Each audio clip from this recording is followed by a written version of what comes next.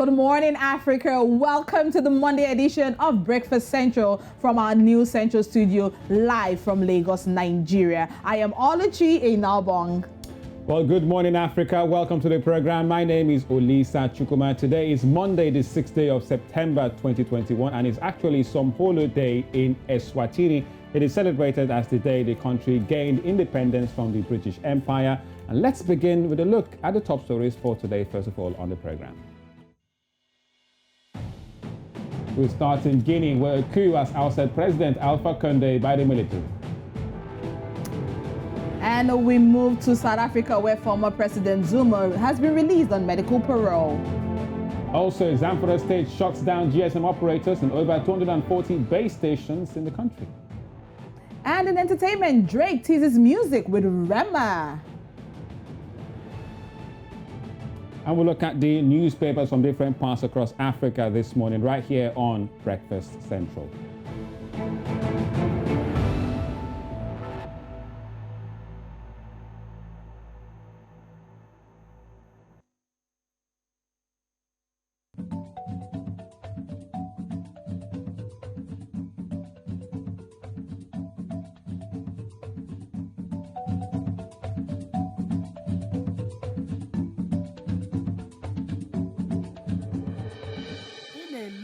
New Central TV.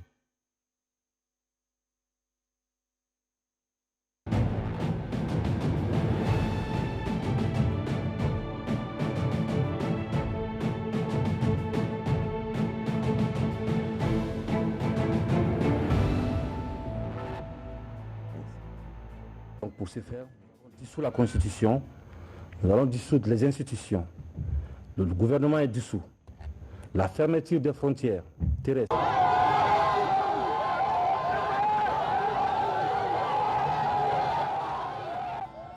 Right, that was scenes as we saw them yesterday in the Guinea capital of Conakry, with wild celebrations in many streets with the ouster of President Alpha Condé by the military, as it happened yesterday. Now, Special Forces Commander Mamadi Doumbouya confirmed the coup in Guinea, where he announced the dissolution of the constitution, government, state institutions, and the shutting down of borders. Now, Doumbouya blamed the coup on the socio-political and economic situation of the country, as well as shortcomings in the functioning of republican institutions, violation of citizens' rights, corruption, and poverty. Meanwhile, the UN Secretary General Antonio Guterres and the African Union have condemned the apparent coup and demanded the immediate release of President Condé. Now, President Alpha Condé, whose whereabouts remain unclear, won a third term in October of 2020 after changing the constitution to allow him to stand again despite violent protests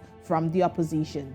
All right, let's quickly go through the profile of Colonel Mamadi Doumbouya, the man who you saw making the announcement on state television yesterday in Guinea there. So Commander Mamadi Doumbouya is a licensed officer of the School of War, where with over 15 years of military experience. He's also a former French legionnaire before being called back in 2018 to join the Commandos Special Forces out there in Guinea. Quite a hefty CV he has. He was also part of the operational missions in Afghanistan, Ivory Coast, Djibouti, Central African Republic, and close protection in Israel, Cyprus, United Kingdom, and itself in Guinea. Now, he also completed operational protection specialist training at the International Security Academy in Israel. Quite a very hefty portfolio, if you ask me.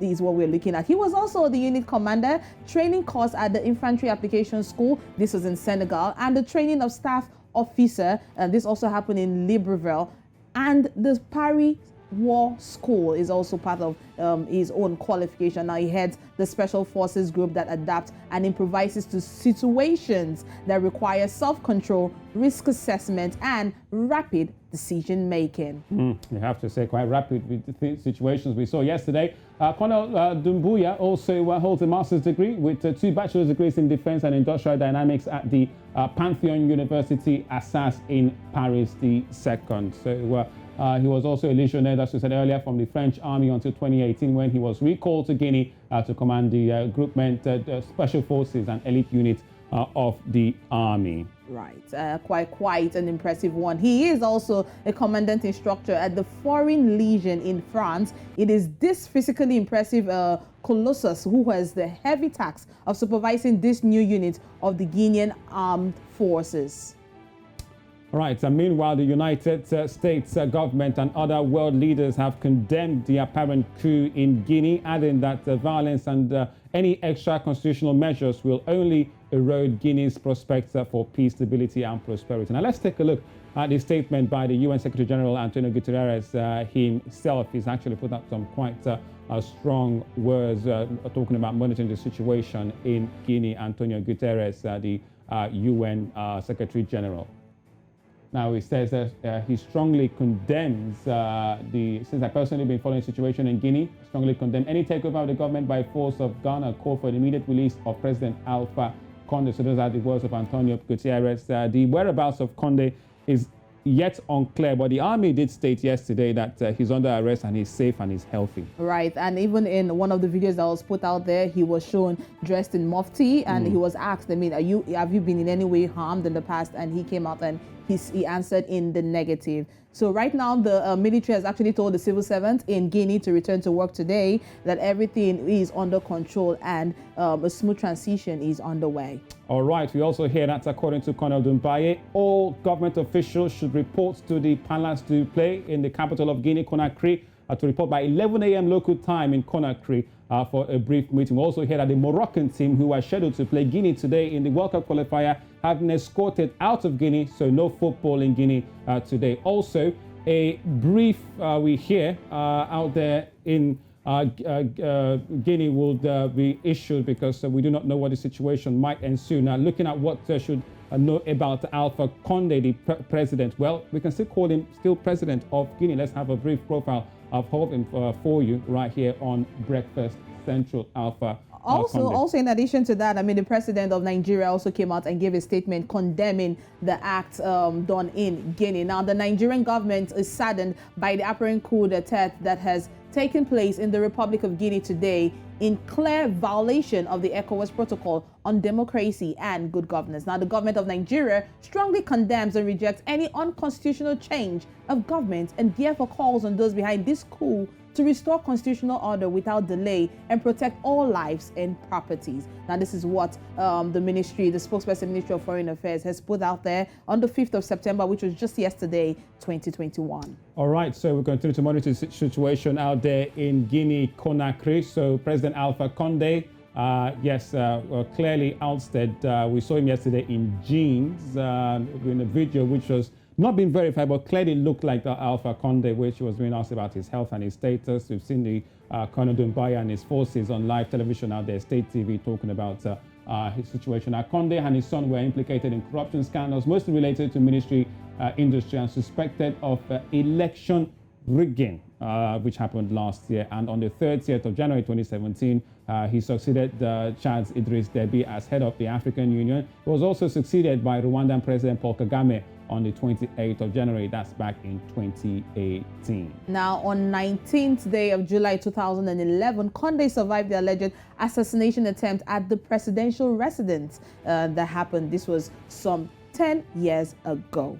Well, Condé has also suggested publicly for the first time that he could run for a third term if the constitution is changed. Now, this is a move that fueled further unrest in the country, and coming out for a third term and amending the constitution to his favor are part of the reasons why people were quite upset with the situation of things in Guinea. Now, when this coup happened, videos went viral all over the social space, showing civilians coming out to celebrate, excited. Mixed feelings. Some were pretty excited. You can see the video on your screen. A lot of the civilians were pretty excited, and they looked happy. If you ask, they looked pretty happy with the situation of things, with the fact that they were not even in support of the third term that the president was putting in the constitution for himself. Well, it does raise questions about yet again another coup in the West African region. We've seen Mali, Chad, right? All in 2021. So these are situations we'll be following right here on Breakfast Central, and indeed our subsequent news bulletins for the latest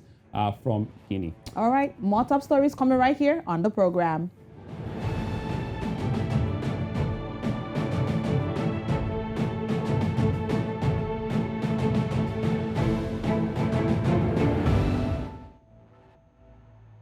Now, from one part of the African continent to another, but this time it's in Nigeria, where the GSM operators have shut down their base stations in Zamfara State in line with the directive of the Nigerian Communications Commission over the weekend that all telecom sites in the state be shut down due to the pervading security situation. Now, a leaked memo signed by the Executive Vice Chairman of the NCC, that's Professor Umar Dambata, and addressed it to one of the telecom operators on Friday, stated that the immediate shutdown of all telecommunication services had become necessary due to the insecurity in the state. Now, the memo partly read, as you can see on, we'll show you on your screen there, that following the issues in line with security requirements, and also mentioned telecoms, that they will be shutting down all base stations in this state, and they're looking and it says that the site shutdown is for 2 weeks, starting from the 3rd of September to the 17th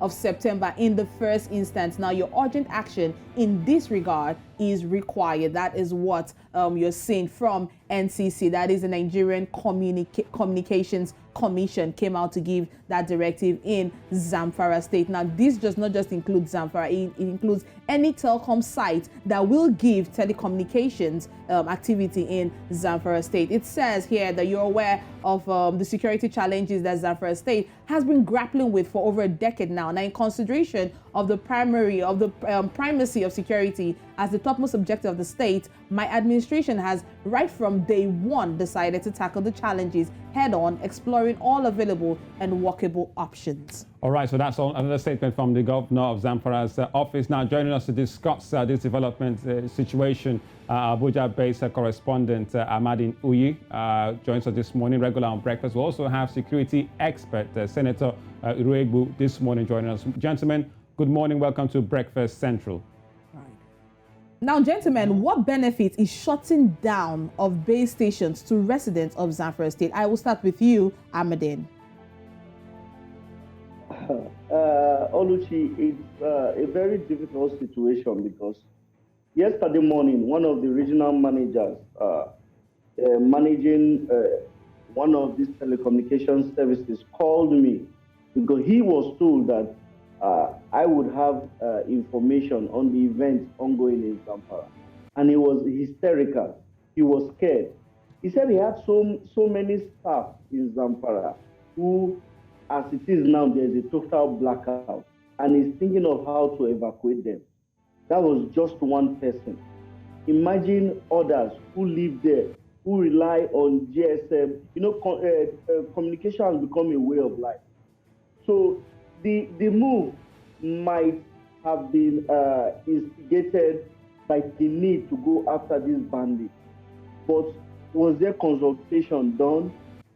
What is the mood of the people? Because I know how it is when you cannot communicate.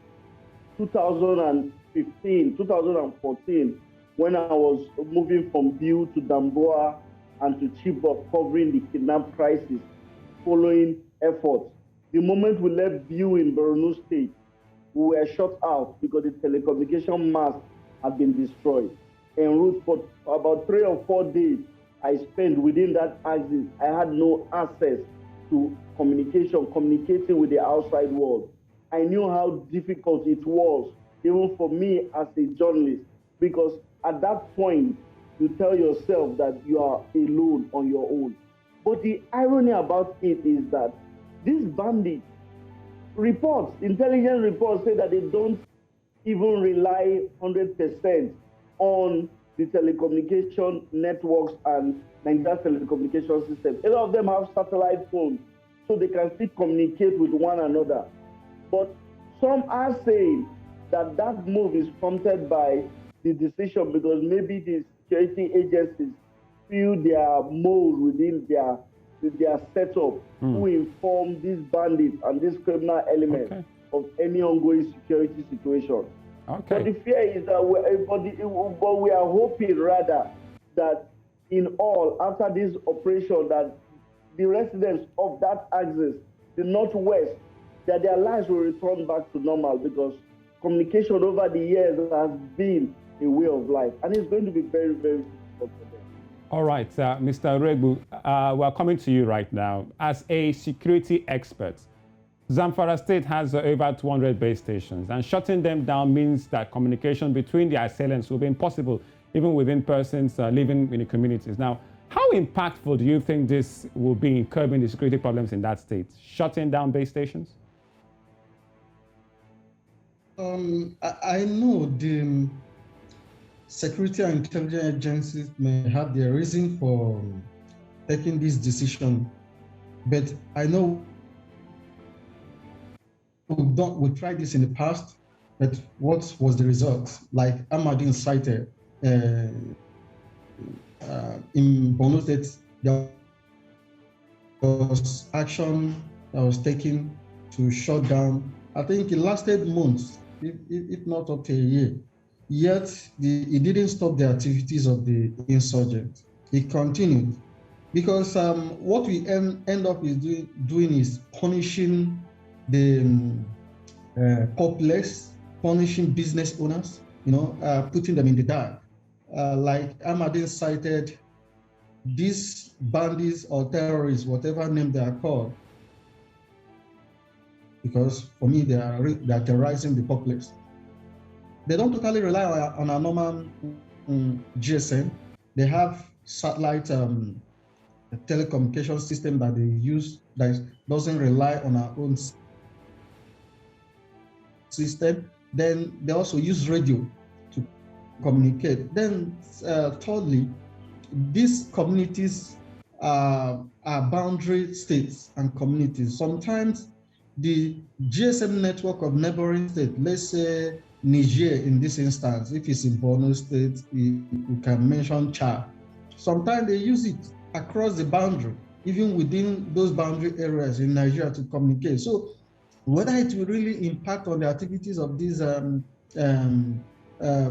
bandits or terrorists or whatever name they go with, I don't think much. But where it may impact is the citizens themselves. And should there be a kidnap incident, how will the parents of this be able to reach them, or other negotiating parties that want to get the children freed? This is where the issues are. But I'm sure there may be some things the intelligence and security agencies know that we members of the public don't know, but I know we've tried this, and sometimes the way we react to an issue, we react, especially in the past, like I said, even before this administration, sometimes we react with a kind of Scotch egg reaction, like closing the borders, mandate everybody to go and register their SIM, which I don't know the benefit of the SIM registration now. If they cannot, if this, are you with me? Yes, we are. So after stressing us with those SIM registration exercise, first, it was late last year when everybody was celebrating their Christmas, and there was so much advice or instruction against excessive gathering because of COVID-19. You force everybody before December 31st, everyone must register their SIM. It created a lot of hoopla and pandemonium. Right. After that, you extended it, and even ban sale of SIM. And despite that, you're now. We're still, we're in this state at this point in time. Now, Senator Rugby, I'll be coming back to you, but Ahmadine, this is something that is quite worrisome, especially noting that the latest kidnapping that happened, we recall the story of the 73 students of the government day secondary school in Kaya, just in less than 2 weeks were kidnapped. Now, it also forced the state government to close down all primary and secondary schools, also impose the curfew, 6 p.m. to 6 a.m. curfew, also came out with not selling fuel above 10,000 naira to some people, closed down the weekly markets. How all of these measures have been put in place, but looking at the scenario of the 73 children that were kidnapped, how do you think these terrorists will communicate with the parents of the kidnapped children? Ahmadine. I also want to quote what Senator said. Maybe the intelligence agencies have the reason why they have made this decision. Maybe that is one of the reasons why they made this decision to ensure that these bandits cannot communicate with the families. So when you kidnap students, you can't communicate to negotiate for ransom. You know kidnapping is the futile attempt. But the big question is, how many people have to suffer?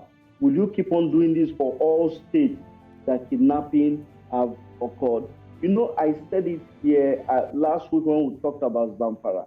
I said Zamfara is actually the epicenter. It started from Zamfara. From Zamfara, it escalated to states like Kaduna and other Katsina and other states in the northwest. Now, banditry started in Zamfara. In how many years have banditry have been ongoing? Why has government not been able to stop it? You see, I am one of those who believe that you can buy 100 Super Tucano jets.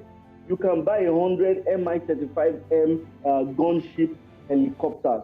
But the truth about the matter is that if you don't change your strategy, that a few years ago, 2017 December, when the Nigerian army marched into Camp Zero, which is supposed to be the spiritual head of the Boko Haram terrorists, the Shekau faction, the Nigerian army pushed them out, which shows that our military have the capacity to engage these people.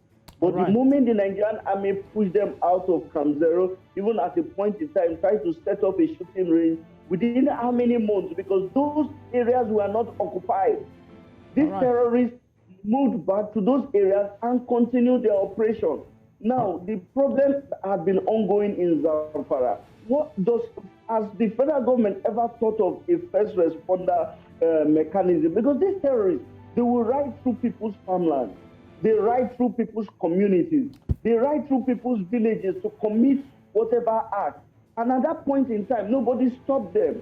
You saw the recent, I'm sure you must have heard about the recent report by Amnesty International, which has accused the federal government of leaving many communities to the peril of kidnappers and bandits. Well, whoever has an AK-47 runs into these places and does whatever he wants to do without any presence of security personnel. That seems to be the case in many parts of the north west and also the north east indeed. But before we let you go, Senator Iregbu, now that they're going to be shutting down over 200 base stations in Zamfara, clearly it's a case of throwing away the baby with the bathwater, because it's a clearly admission of failure security-wise in the state. Would you say quickly before we go?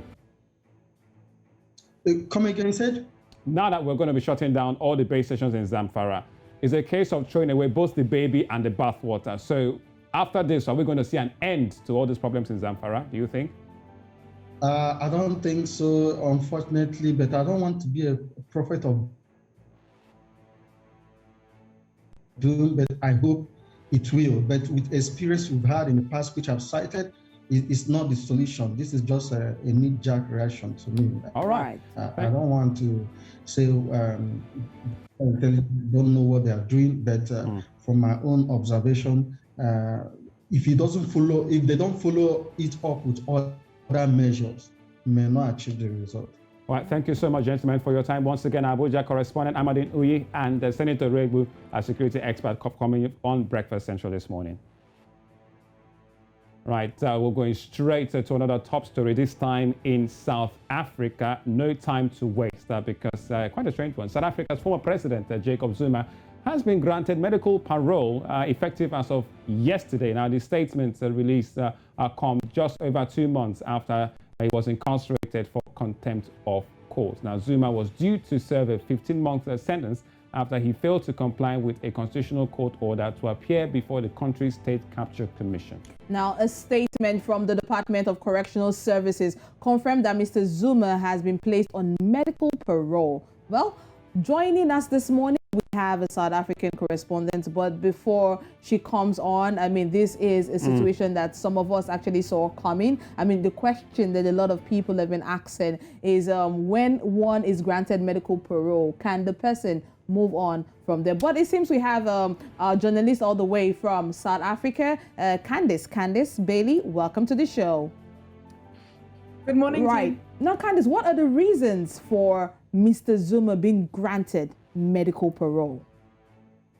So, according to the South African Correctional Services Act, anybody can be granted medical parole as long as they meet the criteria that has been set by the state. They need to make sure that not have of offending are quite low. They need to make sure that there is a system that they can be fed into, so that they have a support to them, and they need to have an illness that limits their capacity to look after themselves in the facility. Correctional Services Facility in South Africa received a report from Mr. Zuma's lawyers, which basically, and this is a confidential report, so we don't know the contents of this report, but based on this report, they were then able to make the decision that he could be granted medical parole. All right, Candice, it almost looks like we saw this coming after he was treated after being sentenced a couple of weeks ago. So what does it mean? Is he going home? Is Zuma going home?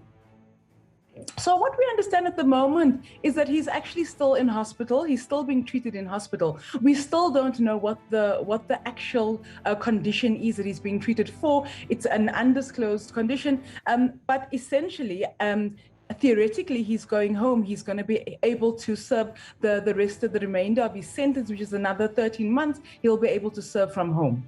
Wow. I mean, this is coming not as a shocker, because a lot of people saw this coming. But how does this affect his various cases?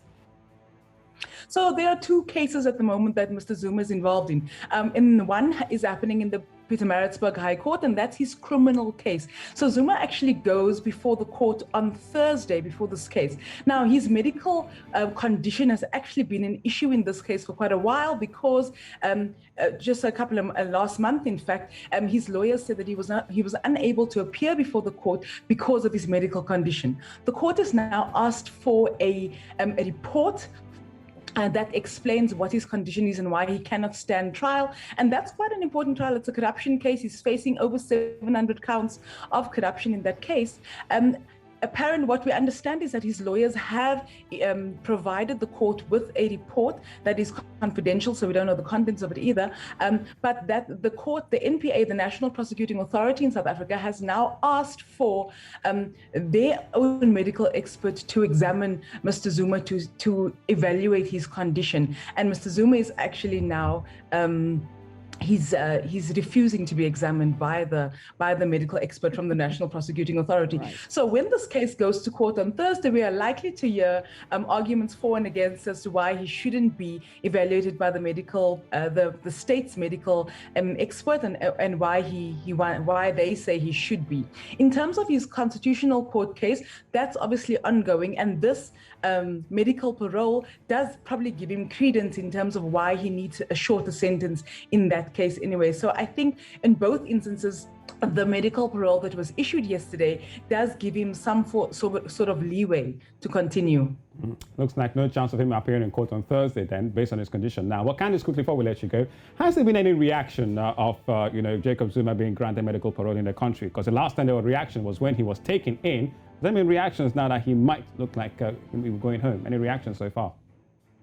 So no reactions from the public as yet, but there are definitely reactions from the political sector. So at least two political parties have come out and stated their unhappiness about the issue. One is the main opposition in our country, the Democratic Alliance, and they're actually saying that they want to challenge this and they want to overrule it. On the other side, we also have a civil rights organization that really works with Afrikaners, with the white Afrikaner community, and they also saying that they wanna legally challenge this medical parole. So it looks like there are going to be some form of challenges to the parole, and that there might be. It's not just this is not the end of the case as we see it at the moment. Well, turns out to be quite a South African soap opera, the Jacob Zuma case, I have to say, Candice. Well, thank you so much for your time, Candice Bailey, out there in South Africa. Thank you once again, Candice. Thanks, guys. All right, quickly we go straight to the front pages of the newspapers right here on Breakfast Central.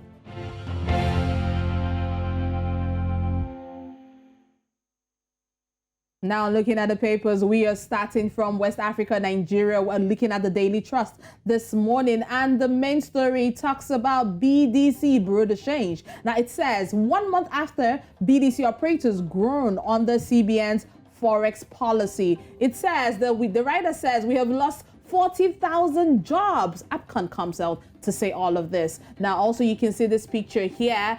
This is a road construction that is happening in a part of Nigeria, while kidnappers on the prowl in Abuja, Katsina, and Niger State. Moving on from that paper, our next paper, I suppose, is the Daily Monitor in Uganda. Big story: 5 dead in city building collapse, and the picture there of the construction they happened out there. And also at the top right, Guinea soldiers claim to seize power from Alpha Condé. That's a picture of him in jeans. Right, moving on from the Daily Monitor, we are going to the Punch. Looming hospitals shut down. That's what it says. The main story here talks about strike. As strike threat ridiculous, says federal government nod union flame minister. This is on page 2 of the papers. Now you can see the picture of the president of Guinea. You can see him in mufti with a pair of jeans, and the soldiers all around him. Nigeria rejects Guinea Coup. Soldiers plan transitional government. More of this from the Punch this morning. All right, and the big story in the Sowetan, all about Jacob Zuma, says deja vu or justice in action. Zuma walks. That's it. Front page story. Jacob Zuma gets in a medical parole. All that and more from the front pages of the newspaper in Sowetan in South Africa. Right. Now, away from the papers, let's quickly give you a recap of some of the stories we've brought to you so far on the program. Well, Guinea's President Alpha Condé has been ousted by the military as a curfew installed in the country. And the former President Zuma released on medical parole in South Africa. Also on the program, Zamfara State GSM Operators, a shutdown of over 200 base stations in the state. Right, and still Breakfast Central on News Central coming up next on the program.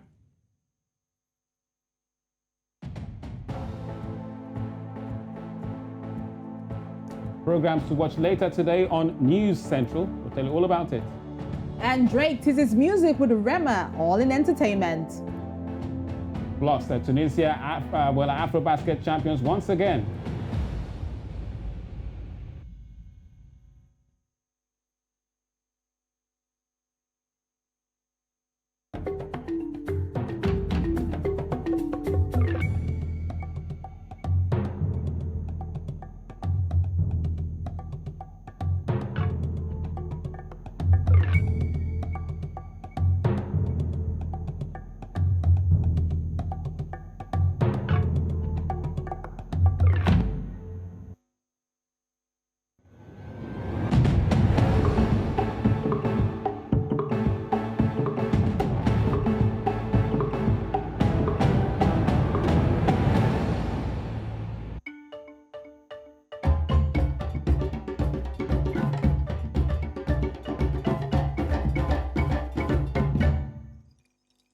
All right, you're welcome back to Breakfast Central on News Central. Now, if you've not downloaded our News Central mobile app, please do so. Hurry up so you can be up to date with the latest in terms of news, politics, sports, and more on the go.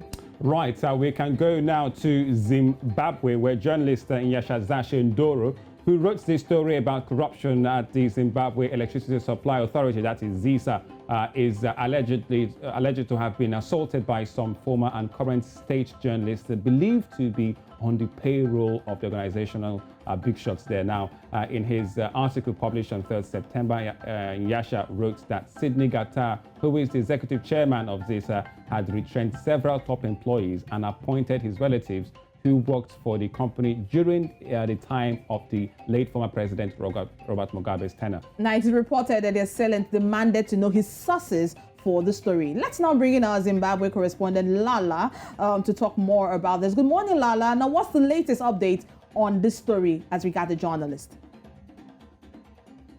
Good morning, Oluchi. Morning. Okay, so, there's still so much unclear details around the story, and there are so many conflicting details as well coming out around the story. Okay, so for starters, there is no police report that has been made so far on the story. The police haven't confirmed receiving any report to do with Nyasha's assault. Then secondly, the media house that he works for, which is an online media house called Nehanda Radio, they've promised that today they will release a detailed statement from Nyasha, detailing what happened, what transpired, and who assaulted him. Because what's coming across is that he actually knows the people that assaulted him. He knows them by name. They are fellow journalists who work and some that have worked for state media. So far, that's what is happening. However, there's also a very disturbing, a conflicting story that says that his assault had nothing to do with the article that was written about Sydney Gata, who is the chairperson of ZESA, but they are actually saying he got into a fight with other patrons at a shabin where he had gone to drink. Right. All right. So, Lala, we can ask you, do you know the whereabouts now of Nyasha Ndoro? Where is he? And he's safe? Is he all right?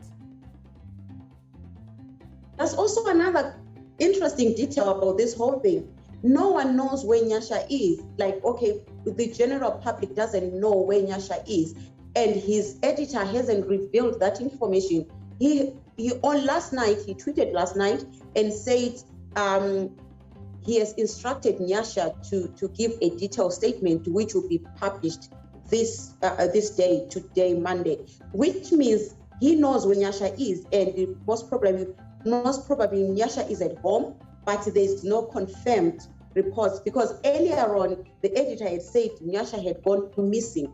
So he didn't come back to say, okay, so Nyasha is back, I've spoken to him. The tweet only says he instructed him to write a detailed statement. So one would assume, that wherever Nyasha is, he is at a place where he can communicate with other people and he can actually write a statement. So we're especially fellow journalists like myself, when we hear issues of a fellow journalist assaulted or missing, it disturbs us, because now we have to keep our ears on the ground. We want to know if the fellow journalist is okay, if he is fine wherever he is, because it touches us at a personal level as fellow journalists.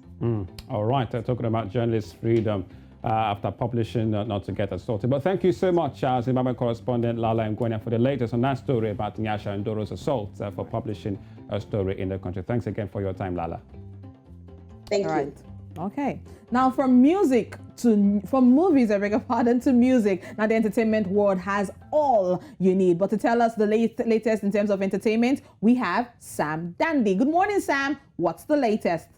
Hi, good morning, Oluchi and Olisa. How are you guys doing? Very well, Sam. Very well. All right, so let's get into it. So we can all accept, maybe in pop culture, of course, that the weekend starts on Friday night.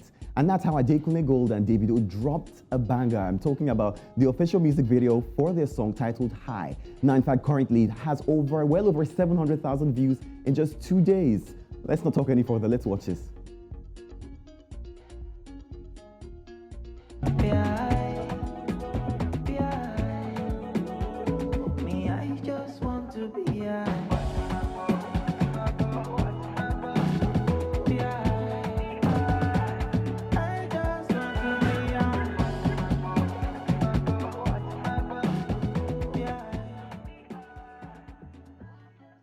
I'm already dancing like it's a Friday. Well, it's not a Friday, okay? It's a Monday. But that was a good way for a lot of people to jam into that song, all through the weekend. Well, let's move from that one to another interesting story. Now, of course, we haven't gotten over the fact that Drake and Tems are on a song, right? This is Fountain off, of course, Drake's new album, Certified Lover Boy. Now, why that is mind-blowing, right? Drake, in a recent music session on his radio show on Sirius FM, right, teased an unreleased song that was fire. And surprisingly, it's a song featuring 21-year-old Nigerian music star Rema. Now, I'm wondering first, because a lot of people were asking, why wasn't this on the album? If the song is ready, why wasn't it on the album? Would have loved to see 2 Nigerians on the album, in fact, to make them 2 Africans. Well, what can he say? We can't ask anybody else but Drake. Well, I wouldn't like to disappoint you guys. So, of course, I have a clip of that song, right, that was streamed on his radio show. Here's that song.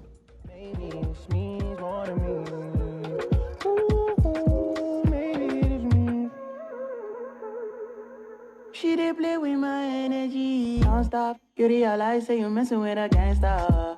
Who get away for your karma? Tired of a little drama. If you wanna leave, just leave, no pressure. I mean, talking about the fact that he's 21-year-old, I mean, he's collaborating with Drake. Drake is arguably the biggest artist in the world currently. His album dropped, and in fact, that was the most listened to album in history in a day, okay? So I'm just super excited. We can't wait for that song to come out. We don't even know the name. I'm guessing maybe it's Pressure. You know, we don't need no pressure. But let's move to Nigeria, right? So first will be, in fact, if you don't know, well, I know that on the 10th, in fact, of September, we know that Omogeto the Saga will be dropping on Netflix. But that's not the only film to expect. In fact, this time we know that a film directed by award-winning filmmaker Kunle Afolayan will be dropping soon. Now, the film is set in the 1980s Lagos and explores drug trafficking trade and the war against indiscipline. Now, the film is an adaptation of Sefiata's best-selling novel and would star Nigerian musician Niyola, debut in her lead role, okay? I mean, as well as Deyemi Okonlawon, Eniola Badmus, Choma Chukwuka, amongst others. Now, as the first ever collaboration between Netflix and the director Kunle Afolayan, the trailer has circulated online. A lot of people have posted it, and it's going to be dropping Independence Day, October 1st. Well, I do have a clip from that. Let's watch this. Oh, see. Oh, see. They smuggle drugs.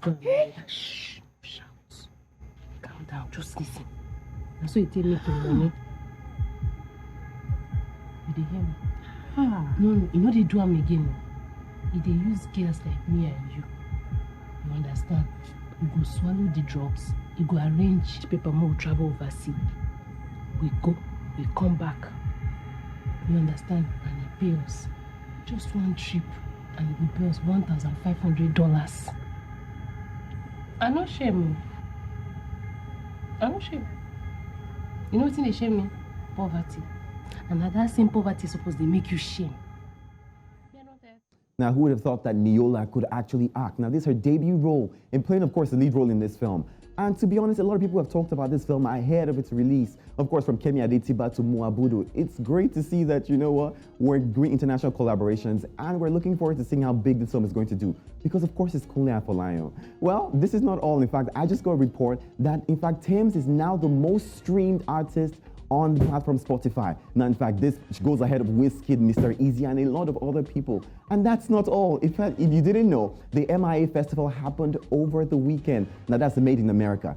And guess what? For the first time ever, Wizkid and Justin Bieber were together on stage, and I think it's phenomenal. Come on, let's watch this.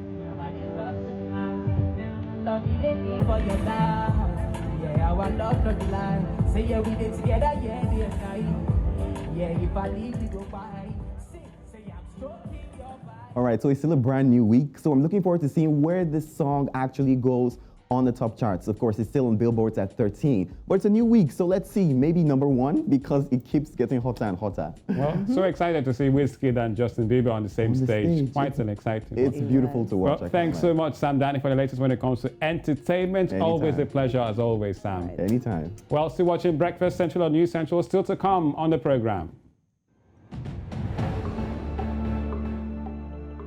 All about Tunisia. Once again, they are Afro-Basket champions, defending their title, beating the Ivorians out there in Kigali Arena in Rwanda. We'll tell all about it right here on Breakfast Central.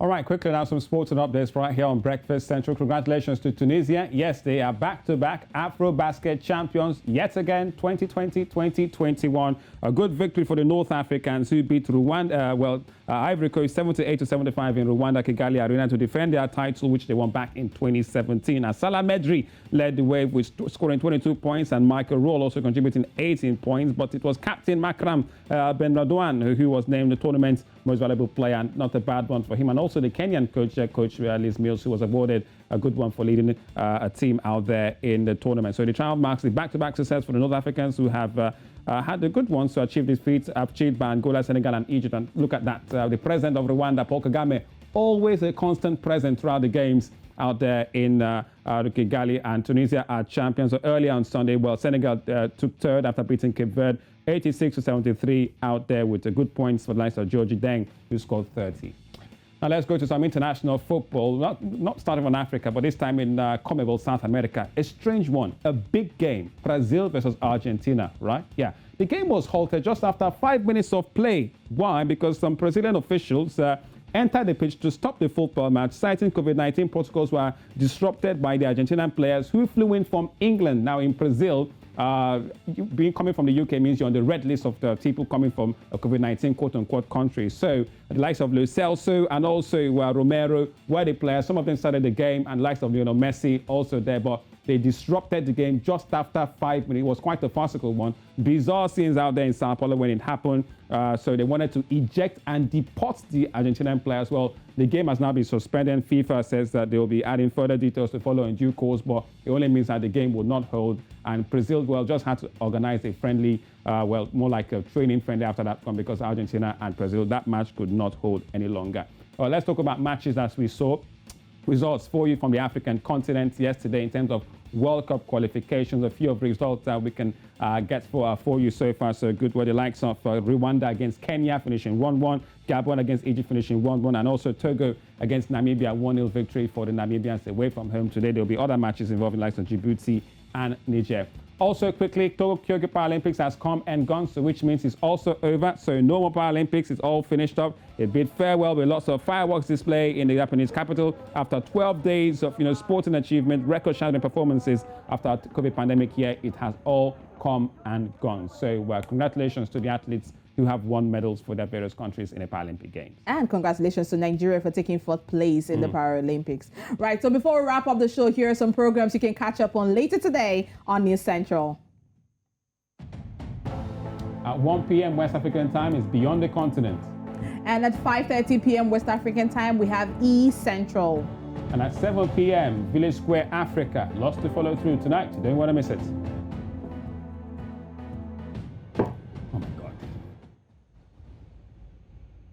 All right, so that's Monday's package right here on Breakfast Central on News Central. All right, we'll be here again tomorrow. This is the first full week in the month of September. If you've missed the show, you can stay tuned to tomorrow, 8 a.m. West African time, where myself and Olisa and the production crew will be here to give you the very latest. Until then, see you tomorrow. Bye-bye. Tomorrow.